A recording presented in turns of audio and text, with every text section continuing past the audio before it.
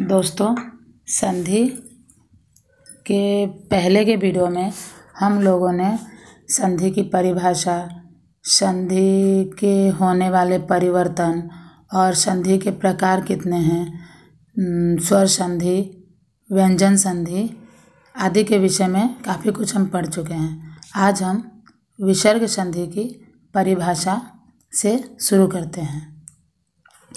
जब संधि करते समय विसर्ग के बाद स्वर या व्यंजन वर्ण के आने से जो विकार उत्पन्न होता है, हम उसे विसर्ग संधि कहते हैं। यह है विसर्ग संधि की परिभाषा। आइए समझते हैं। जब हम संधि करते हैं, जब हम दो वर्णों का मेल करते हैं, तो विसर्ग के बाद अगर स्वर आए या व्यंजन आए तो उसमें कुछ न कुछ परिवर्तन होते हैं और उसी परिवर्तन को हम विसर्ग संधि कहते हैं। आइए हम संधि विच्छेद करके उनके परिवर्तन को उदाहरण के साथ समझते हैं। अंतः प्लस करण, अंतः प्लस गत, अंतः प्लस ध्यान, अंतः प्लस राष्ट्रीय, यह 4 संधि विच्छेद हैं। जिसमें अंतः प्लस करण, इसमें विसर्ग अह, यहाँ जब हम इनका मेल करते हैं तो अंतकरण हो जाता है। अंतः प्लस गत, अंतर्गत, अंतः प्लस ध्यान, अंतर ध्यान। ये जो परिवर्तन आए हैं, ये परिवर्तन क्यों आए हैं, इसके क्या नियम हैं, हम आगे पढ़ेंगे। आइए कुछ और उदाहरण देखते हैं। तपः प्लस वन, तपोवन, निह जोड़ अंतर, निरंतर, निह जोड़ छल, निश्छल, धनु जोड़ टंकार, धनुष टंकार, निह जोड़ तार, निस्तार। ये जो परिवर्तन हुए हैं और ये जो विसर्ग विलुप्त हो गए हैं संधि करने के बाद, उनके क्या नियम हैं और किस तरह विलुप्त होते हैं, क्या है, आगे हम पढ़ते हैं। विसर्ग संधि के नियम। हर एक चीज़ का नियम होता है जिसे हमें समझना पड़ता है। व्याकरण में भी कुछ नियम हैं जिसे हम अगर समझ के आगे बढ़ेंगे तो अच्छी तरह से समझ पाएंगे। अगर कभी शब्द में विसर्ग के बाद च या छ हो तो विसर्ग स हो जाता है। ट या ठ हो तो श हो जाता है। त या थ हो तो दंते श हो जाता है। जैसे निह जोड़ छल, ये विसर्ग के बाद च आया है तो ये हो गया निश्चल, स हो गया। धनुष जोड़ टंकार, धनु जोड़ टंकार, धनुष टंकार, इसमें मूर्धन्य स आ गया। निह जोड़ तार, निस्तार, इसमें दंते स आ गया। इस तरह 1 नंबर नियम आ गए। 2 नंबर नियम, अगर कभी संधि के समय विसर्ग के बाद तालव्य स, मूर्धन्य स या दंते स आए तो विसर्ग अपने मूल रूप में बना रहता है।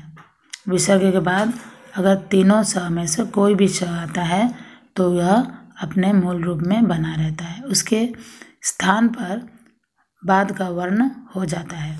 जैसे नेह जोड़ संदेह, निसंदेह, दुह जोड़ शासन, दुशासन।